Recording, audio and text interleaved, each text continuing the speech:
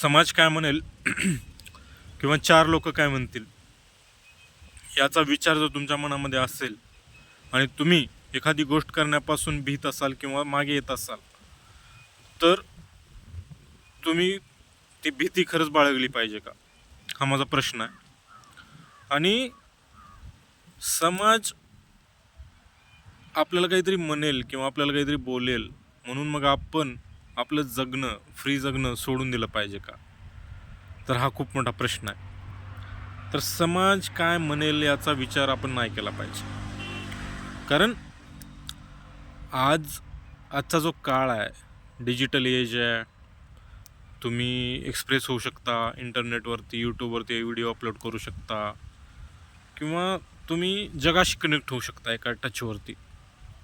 तर मग तुम्हाला खरंच आजूबाजूचे लोक तुम्हाला पाहिजेत का, जे की नेगेटिव्ह आहेत, जे की तुम्हाला मागे खेचतात, जे की तुम्हाला पुढे नाही जाऊ देत किंवा तुमचे विचार ॲक्सेप्ट नाही करत. मग अशा लोकांना तुम्ही किती महत्त्व दिलं पाहिजे. कारण एखादा आता मी माझा विचार मांडतोय आणि त्या समोरच्याला जर ॲक्सेप्ट नसेल किंवा त्याला तो मान्य करायचा नसेल तर ठीक आहे, ती त्याची मर्जी आहे. पण मग त्याने मग ती त्याची मर्जी राहिली, बरोबर आहे का. तर मग मला त्याचा काय, म्हणजे माझ्यावरती त्याचा काय परिणाम मी का होऊ द्यायचा परिणाम. कारण शेवटी त्याचं मत आहे ना, ते त्याचं मत आहे, माझं मत माझं मत आहे. मग मी त्याच्या मतासाठी माझं मत का बदलू, हा पहिला प्रश्न, हा पहिला मुद्दा. आणि आपले जे विचार आहेत किंवा आपण जे बोलतो, आपल्याला जे पाहिजे असतं ते सर्वस्वी आपल्याला मिळणार असतं. समाजाचा त्याच्यात काहीच देणं घेणं नसतं. समाज फक्त पाहतो है ना, समाज फक्त पाहत राहतो. शेवटी करायचं तर आपल्यालाच असतं. एखादा माणूस जॉब करतोय, तो जॉबला डेली जातोय, तो त्याचं काम करतोय, तो त्याच्या बॉसचं ऐकतोय, तर तो स्वतःची लाईफ स्वतःसाठी जगतोय ना. म्हणजे तो कष्ट करतोय. तो ह्याच्यात समाज कुठं आला किंवा चार लोक कुठं आली, तर हा विचार आपण केला पाहिजे. आणि मग समाजाला आपण खरंच किती महत्त्व द्यायचं ही गोष्ट आपण समजून घेतली पाहिजे. समाज म्हणजे फक्त बाहेरचा समाज नाही, की बाबा बाहेरचे जे लोक दिसतात, आपल्या आजूबाजूचे जे लोक दिसतात आपल्या, किंवा इन जनरल जो समाज आपल्याला वाटतो. पण समाज म्हणजे आपल्या आतमध्ये बसलेला आहे, आपल्या डोक्यात बसलेला आहे समाज.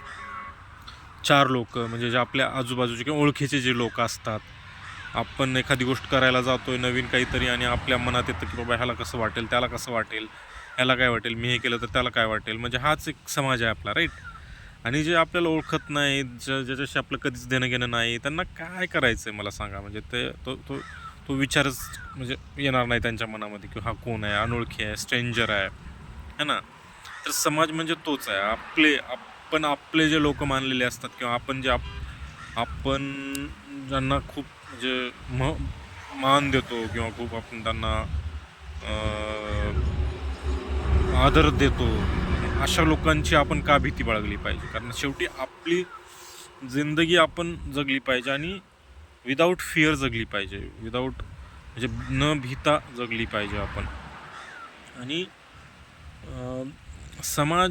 सामाजिक बंधन मग तिथून चालू होतं. मग जर आपण खूप बंधनं आपल्यावरती ओढून घेतली तर आपल्याला मग आणखी बंधनं येत जातात. मग आपल्याला ती बांधत जातात. मग आपण तसंच बांधत स्वतःला आपण जगत राहतो आणि मग आपण एके दिवशी मरून जातो किंवा त्याच चक्रात आपण अडकत जातो. तर मग ही गोष्ट आपण इथं समजून घेतली पाहिजे. आणि समाज तर राहणारच आहे ना, आपण इंडिव्हिज्युअल आहोत आणि समाज आपल्या आजूबाजूला लोक तर असणारच आहेत. कुठेही जा तुम्ही, कुठेही जा, अनोळखी एखाद्या ठिकाणी जरी गेलात तरी लोक असणार आहेत आजूबाजूला. पण तिथं आपल्याला फिअर पण कमी असतं, आपण भीत नाही है ना. आपल्याला कारण कोण जज करणार नसतं, त्याच्यामुळं आपण भीत नाही है ना. मग तो एक फायदा आहे अनोळखी लोकांमध्ये राहण्याचा, पण तो खूप मोठा फायदा आहे. आणि शेवटी बघा, तुमची जिंदगी आहे, एकच जिंदगी आहे.